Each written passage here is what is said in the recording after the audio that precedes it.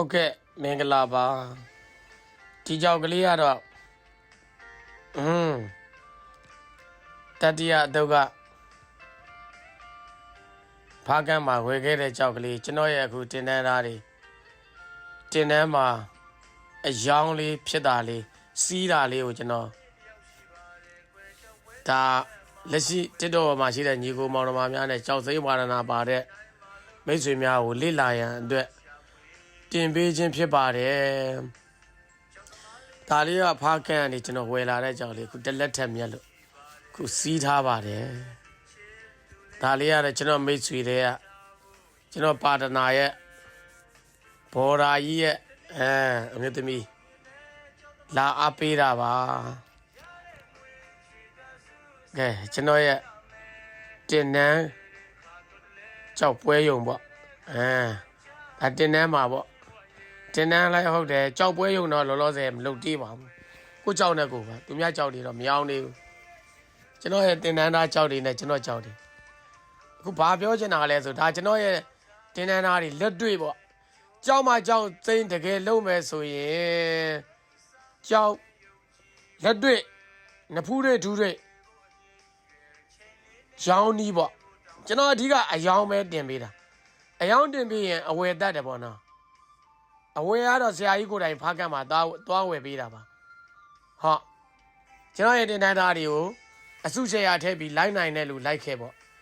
လိုက်ရင်တော့ကိုလိုက်တာတော့ကိုစရိတ်ပေါ့လိုက်တဲ့လူကတော့ကိုစရိတ်နဲ့ကိုပေါ့အစုရှယ်ယာဓမ္မတွေကို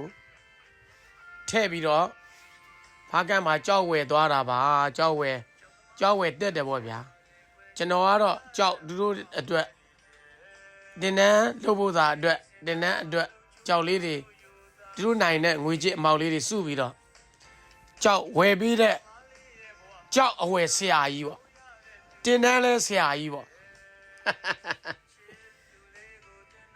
ကြောက်နဲ့ပတ်သက်တဲ့အကြောင်းအရာတွေကြောက်မျိုးကြောက်သားလှုပ်ချက်ဈေးကွက်ပညာတွေတိကျနပဒီကြောက်နဲ့ပတ်သက်တဲ့ရှာဖွေတဲ့ငွေတွေပါရချင်တယ်ဆိုရင်မြိုင်စော်ဝင်းကြောက်စိမ်းတင်တဲ့ဆရာကြီးနဲ့လာတွဲလဲပါနော်ဒါလေးကတော့ကျွန်တော်35သိန်းနဲ့စီးထားတာပါဒါရင်တော့ကျွန်တော်တို့ဒီတင်တန်းသားတွေရှယ်ယာမန်းတွေကိုပြန်ပြီးတိုင်မရအောင်ပါဒါလက်ရှိကတော့ကျွန်တော်စီမှာတင်တန်းလာတက်တဲ့ဒီနေ့လာတက်တဲ့အဖွဲ့တွေသူတို့ကတော့ဘွဲကရမှာပေါ့ဗျာရှိတဲ့လူပေါ့လာတဲ့လူဘွဲကရမှာမလာတဲ့လူမရဘူးပေါ့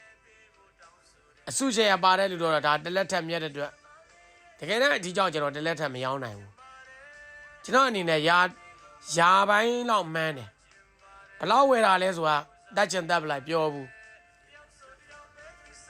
ဒါပေမဲ့ဒီထဲမှာလည်းသူအမျိုးသားရှယ်ယာပါတဲ့အတွက်ကျွန်တော်တို့က